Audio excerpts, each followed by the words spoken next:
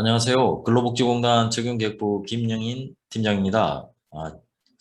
지난 시간에 이어서 이번에는 두 번째로 방과학교 강사 고용보험에 대한 피보험 자격 관리에 대해서 설명드리겠습니다.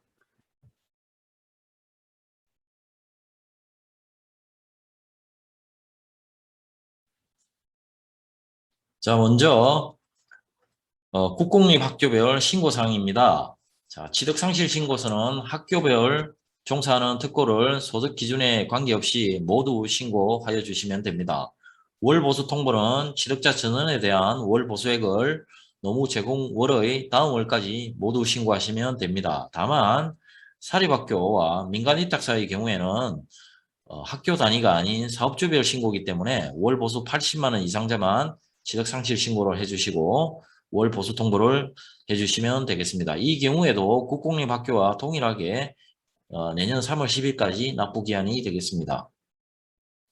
만일 사립학교와 민간위탁사의 경우 매월 월별 보험료 고지를 받고자 하는 경우에는 공단 특구센터에 별도 연락해서 월별 보험료를 부과 요청하시고 매월 관할 국민건강보험공단에 고지서 발송을 요청하도록 되어 있습니다. 또한 7월에서 12월 월별 보험료 납부 유예 및 보험료 고지 현황을 보겠습니다. 일정을 보겠습니다. 고용노동부에서는 올해 7월부터 12월 월별 보험료 납부를 내년 3월 10일까지 유예하고 있습니다. 매월 학교장이 신고하는 취득상실 월 보수 자료를 기준으로 22년 2월에 올해 7월부터 12월 기간 중 당연 적용, 즉 월 보수가 80만 원 이상 여부를 확인하여 종사자별로 취득일, 상실일을 검증한 후 6개월간의 보험료를 한꺼번에 부과할 예정입니다.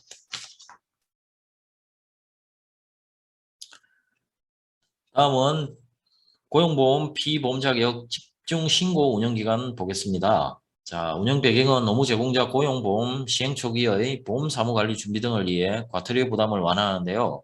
7월 1일부터 9월 30일까지 한시적으로 3개월간 시행됩니다.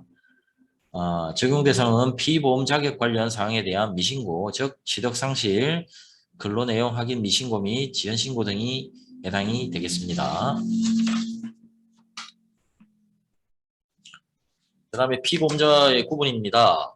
1차 수업 시간에 교육 시간에 말씀드렸던 것처럼 1개월 이상인 경우에는 일반 노무 제공자, 1개월 미만 계약하는 경우에는 단기 노무 제공자입니다.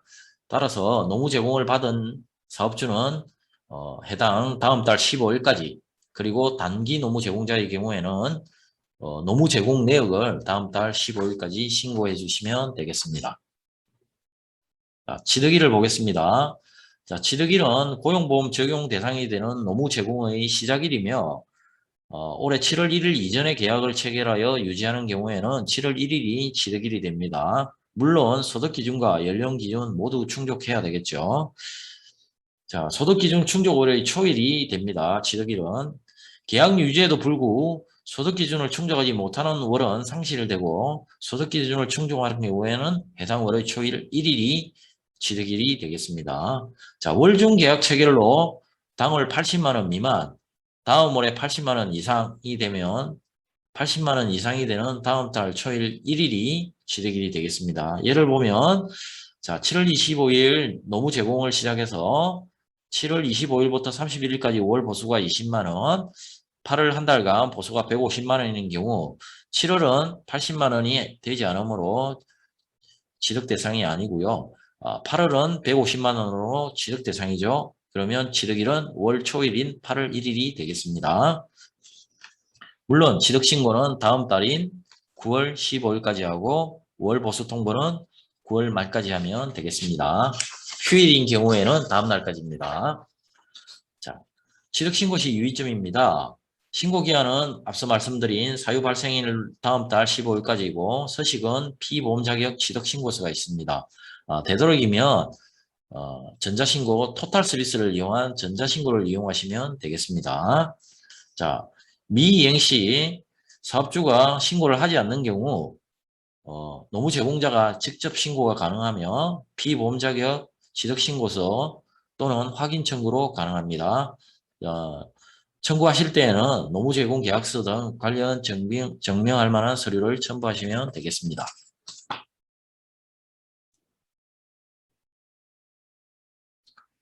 자, 비보험 자격 상실에 대해 알아보겠습니다. 자, 월 중간일에 이직한 경우 이직으로 비보험 자격 상실을 신고를 하는 경우입니다.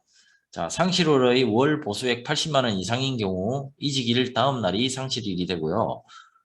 자, 예를 들어 7월 보수액이 100만 원이고 8월 보수액이 100만 원, 9월 15일 날 계약을 종료하게 되는데 9월 1일부터 15일까지가 80만 원인 경우입니다. 이때는 모두 80만 원 이상인 경우이므로 당연히 피보험 자격이 유지가 되고 상실일은 계약 종료 다음 날인 9월 16일이 되겠습니다.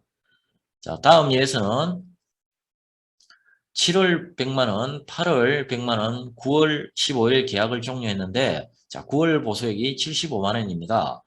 자, 7월과 8월은 80만 원 기준 보수를 초과했고 자, 9월은 75만 원으로 80만 원 미만입니다. 따라서 매월 초일인 9월 1일이 상실일이 되겠습니다. 상실 사유는 소득 감소로 인한 코드 43번으로 결정하시면 되겠습니다.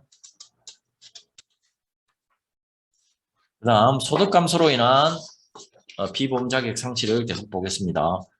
월 보수액 80만 원 미만으로 피보험 자격 상실 신고를 하는 경우 자, 월 보수액 7월이 100만 원, 8월이 70만 원, 9월이 60만 원, 10월 보수액이 100만 원인 경우 자, 8월은 취득이며 7월은 100만 원이므로 취득이고 8월과 9월은 80만 원 미만이므로 상실 대상입니다. 따라서 상실일은 최초 80만 원 미만이 되는 8월의 초일인 8월 1일이 되고 재취득일은 10월 100만 원이 된 10월 1일이 됩니다. 물론 10월 달은 취득신고가 11월 15일, 월 보수액 통보는 11월 말까지 하시면 되겠습니다. 물론 상실 신고를 하여야 하나 상실 신고를 하지 않는 경우 공단에 월 보수액 통보를 하시면 직권 상실됩니다. 자, 신고기한은 역시 사유가 발생한 다음 달 15일까지이고 피보험자 상실 신고를 제출을 하시면 되겠습니다. 자, 그 다음 단기 노무 제공자에 대해서 알아보겠습니다. 자, 1개월 미만으로 계약한 경우 노무 제공 내용 확인 신고서에 기재된 일자를 취득 및 상실 일자로 봅니다. 따라서 별도로 취득만 하고 상실 신고서는 제출하지 않으셔도 됩니다. 자, 사유가 발생한 다음 달 15일까지 신고하는 것은 앞서 단기 노무 제공자가 아닌 일반 노무 제공자와 동일합니다. 서식은 고용보험 노무 제공 확인 신고서로 제출하시면 되겠습니다. 그 다음 피보험 자격의 이중 취득에 대해서 보겠습니다. 자, 근로자와 특고, 특고와 특고, 특고와 예술인 이거는 사업장이 다른 경우입니다. 모두 취득이 됩니다. 다만 근로자와 근로자로 A 사업장 근로자, B 사업장 근로자로 있는 경우 이중 취득은 불가합니다. 자, 예를 보겠습니다.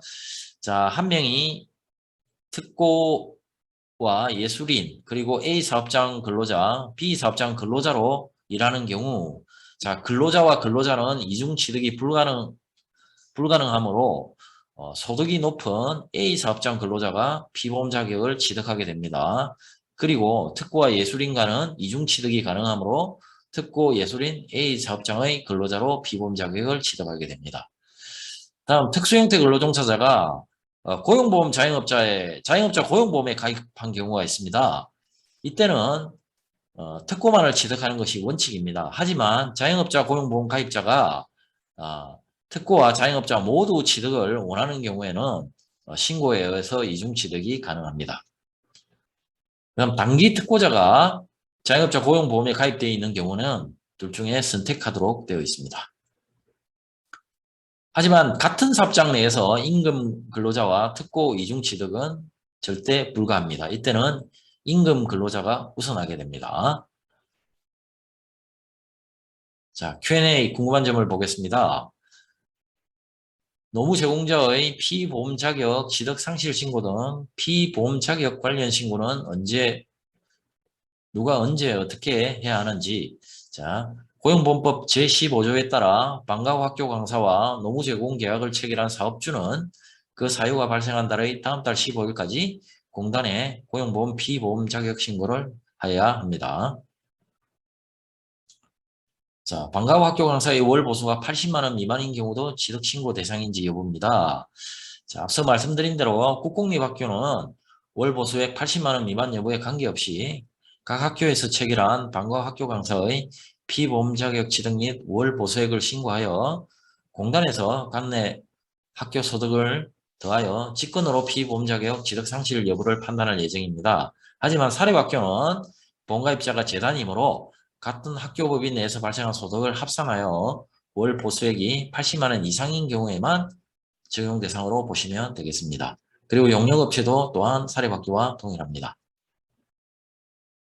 자, 세 번째 질문입니다. 방과후 학교 강사가 같은 학교에서 근로자와 강사로 동시에 노무 제공 계약을 체결한 경우는 어떻게 되느냐? 앞서 보셨던 이중 취득에서 한 개의 사업장에서 근로자와 특수형태 근로종사자는 이중 취득이 허용되지 않으며 근로자가 우선합니다. 다만 같은 사업장이 아닌 경우에는 각각 취득하게 됩니다. 네 번째입니다. 방과후 학교 강사가 A 학교는 공립이고 B 학교는 사립학교인 경우에 동시에 취득하는지 문제입니다.